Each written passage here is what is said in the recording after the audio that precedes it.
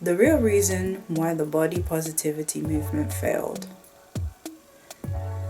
Yeah, basically, it's actually because the social benefits that plus size influencers and models were getting was not actually trickling down to the average plus size woman. You see, we have a lot of slim models, both tall, petite, just in every category of modeling, you'll see somebody who's slim, right? Yeah. And so for the average woman who is slim, she would be praised like how that model is praised. And the same thing applies to, like, you know, when it comes to the thick/slim thick influencers online. People who look like that in real life get praised. You get compared to all these people. But when it comes to plus size,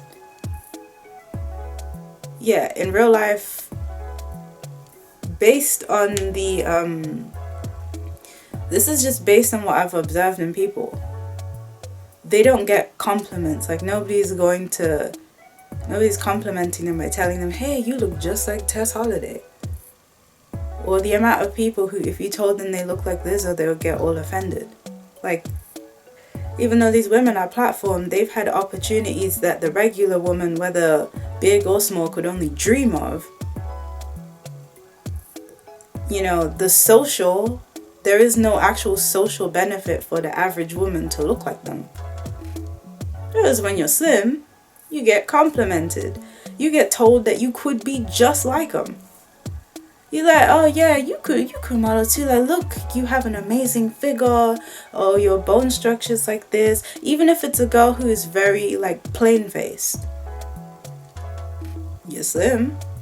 Bonus points if you're tall. So, they tell you that you look like that person. You look like... I'm trying to avoid using names. They tell you that you look like these people and that you can be one of these people. They see you.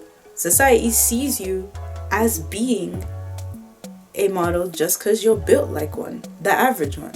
And the plus size build is not considered to be like that. And so people, because they realized that they were never going to get that kind of social validation, they decided to run back to the dark side. Yeah, that's what I'm calling this, the dark side.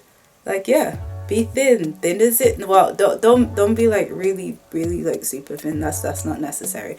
But just be slim. Slim is in, skinny's in.